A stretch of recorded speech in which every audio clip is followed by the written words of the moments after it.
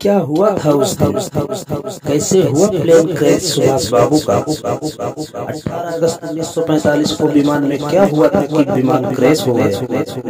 नेताजी सुभाष चंद्र बोस की मृत्यु का रहस्य आज तक क्यों बना हुआ है?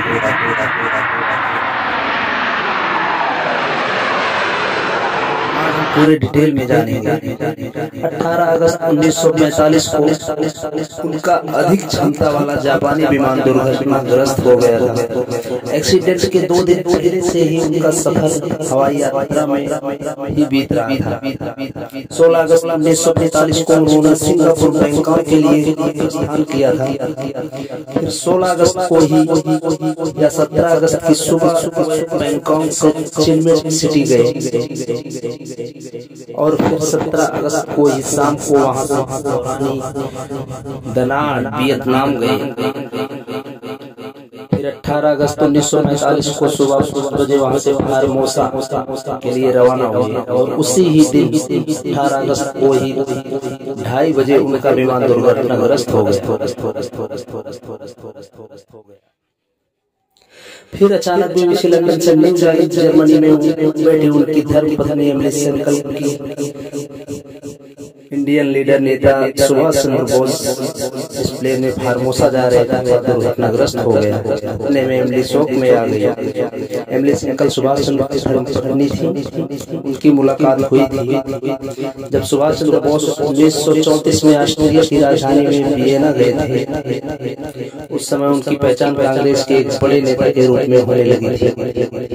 इसी दौरान उन्हें एक यूरोपीय प्रकाशक ने द इंडियन स्ट्रगलर किताब लिखने को काम सौंपा, जिसके बाद उनको एक सेक्रेटरी की जरूरत पड़ी जिसे इंग्लिश भी आती हो और साथ साथ टाइपिंग भी आती हो।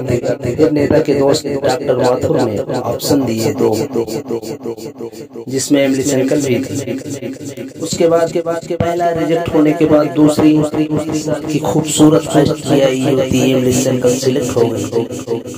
1934 में सुभाष चंद्र बोस 37 साल के थे और इस मुलाकात से उनका सारा ध्यान अपने देश को अंग्रेजों से आजाद करने पर था। लेकिन सुभाष चंद्र बोस को आजादी भी नहीं अंदाजा भी नहीं था। एमिली उनके जीवन में एक नया तूफान लेकर आ चुकी।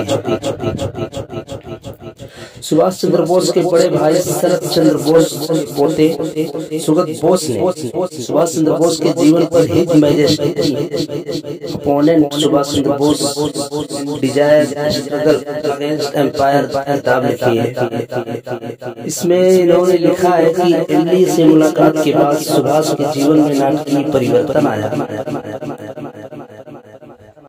22 जून 1941 को जब हिटलर ने सोवियत संघ रसिया पर हमला कर दिया, फिर सुभाष चंद्र बोस की चाल उल्टी पड़ गई।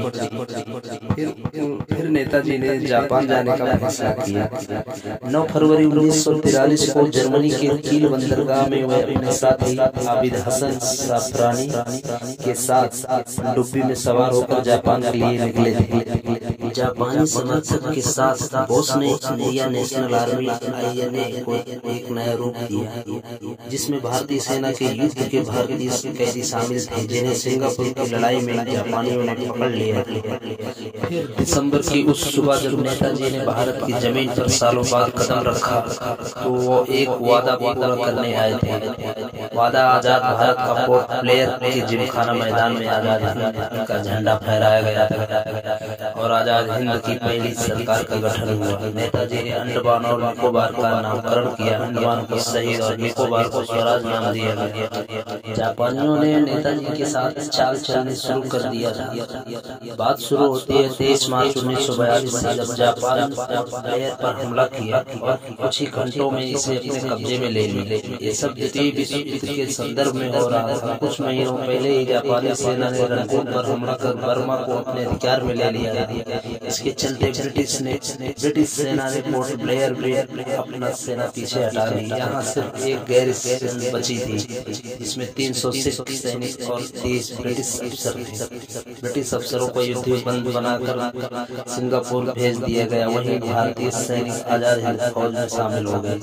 वैसे तो सुभाष चंद्र बोस की कहानी बहुत लंबी है, लेकिन इस वीडियो में बस इतना ही। अगर वीडियो पसंद आया तो लाइक और सब्सक्राइब जरूर करना। फिर मिलेंगे नेक्स्ट वीडियो में। जय हिंद।